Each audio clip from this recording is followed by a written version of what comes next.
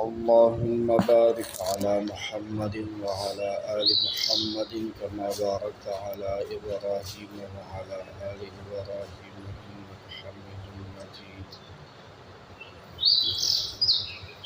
باب تحريم الغدر. دا باب دی د وعده خلافه د حرام کېدو په بیان کې. وعده خلافی حرام ده. لوز پورا کول فرض دی. سورة مائدہ ولایت کی اللہ جل جلالہ ارشاد فرمائے دی. قال اللہ تعالی اعوذ باللہ من الشیطان الرجیم یا ایہا الذین آمنوا اوفوا بالعقود. اے ایمان والاو، اے ایماندارو، خپل لوزونه پورا کئی، خپل وعدې پورا کئی. وعده پورا کول فرض دی زمون شریعت کی. دی آیت کی وعدو تا عقود ویلے دی. عقود د عقد جمع ده او عقد ویلے کی تړلو تا، او کومه معاهده چې د دوو کسانو ترمنځ تړل کېږي هغې ته عقد وایي. اردو کې ورته معاهده وایي او په پښتو ژبه کې ورته بیا موږ مختلف ټکي وایو. وعده، لوز او دا شان زبان. دا الله پاک دی د وعده پابند کی مونږ او تاسو. بیا دا وعده کول چې دي که نه، معاهده، وعده،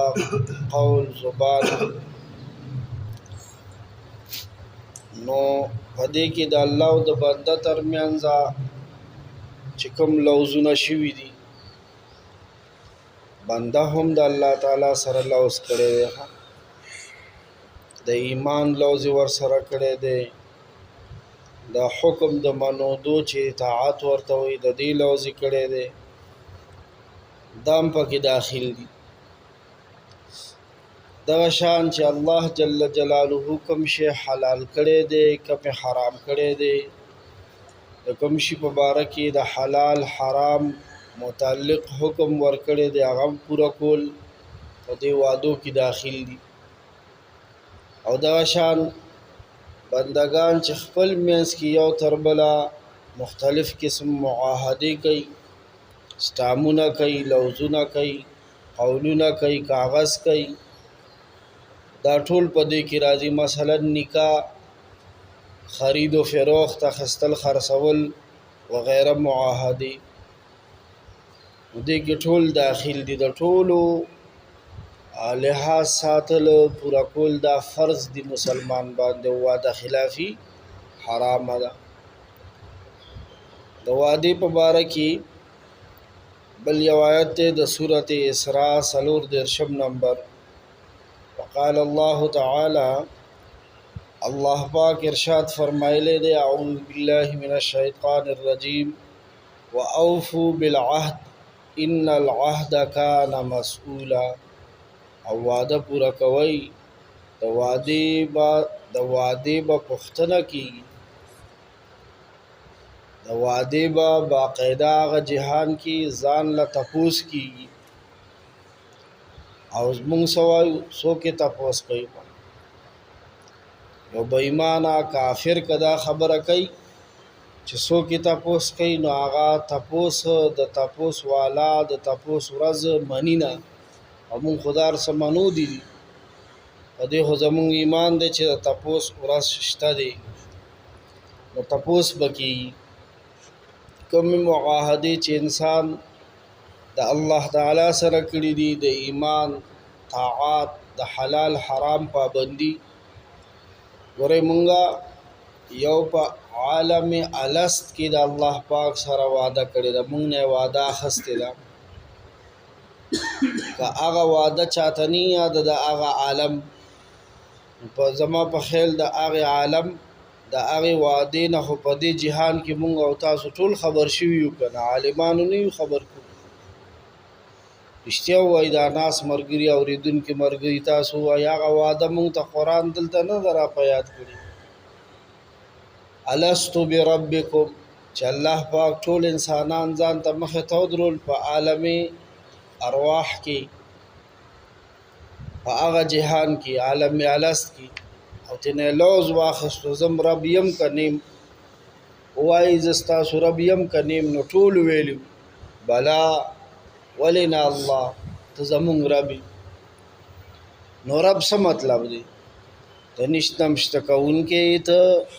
تمام ضرورتونه هم ته زمونږ پوره کوونکی او زمونږ ګناهونه او تقصیرات بخونکی او معاف کوونکی دا وعده سر ته رسول دی بیا او دغه شان د حلال حرام د پابندۍ وعده چې لا اله الا الله محمد رسول الله کلمه ویلې ده که نه دې کې ګورې مونږ د الله پاک سره وعده کړې ده باقاعده لا اله الا الله لفظي معنی څه ده نشته د لایق د بندګۍ هیڅ څوک سوا د یو الله او مطلب دا دی چې خدای ستا ټول حکمونه به منم محمد رسول الله معنی دا د محمد د الله را لېږلی شوی رښتینی پیغمبر دی او مطلب دا دی چې د محمد علیه السلام د سنتو د ښودلی شوو طریقو مطابق به ژوند تیرو ابو جهل ته دا کلمه څو ځل پیش شو د هغه غونته نور کافران نو د هغې خو د عربي کورنۍ او مورنۍ ژبه وه که نه چې زه ورته لا اله الا الله محمد رسول الله ویلی شو څه تکلیف راته پکې نه وي نو هغه ته خو ویل څه ګران نه و خو یو ټکی ویلی به و که نه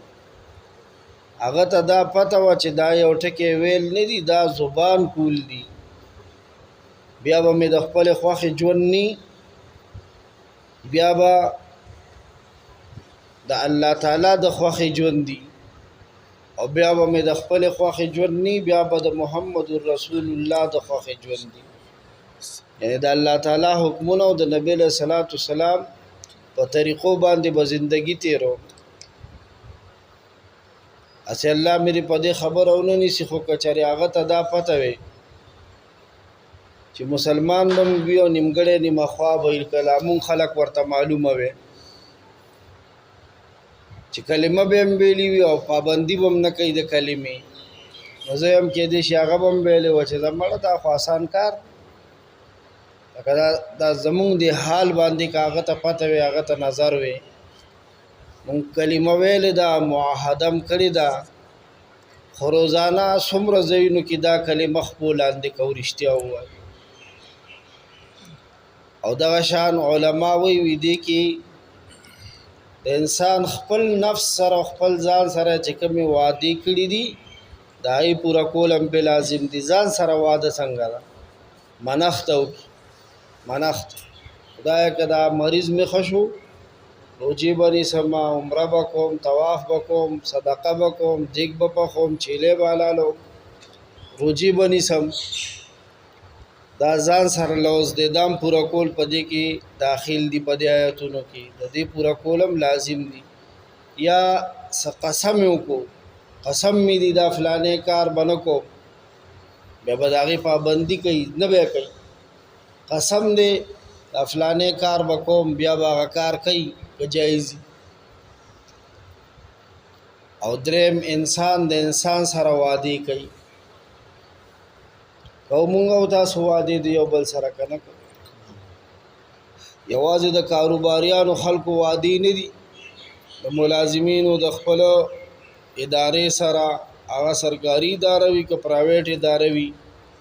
وعدې کېږي باقاعده سټامپ کېږي لیکل کېږي او ځینې وعدې خو داسې وي چې هغې کې حلفیه ټکې لیکلی حلفیه دا مطلب چې په قسم سره زه دا وعده کوم په قسم سره وعده پوره کول زمونږ په شریعت کې دا فرض دي او د وعدې خلاف ورزي حرامه ده او وی یو څلور قسمه ګناه داسې ده چې بنده د هغې نه توبه ونه باسي د مرګ نه مخکې به الله پاک دې دنیا کې هغه له رسوایي ورکوي شرمایي وي د هغې سزا به ورکوي یوه ګناه کبر دی لوی خدای دې م تې وساتي دویمه ګناه ظلم دی الله دې نه ظالمان کوي او نه دې الله پاک مظلومان کوي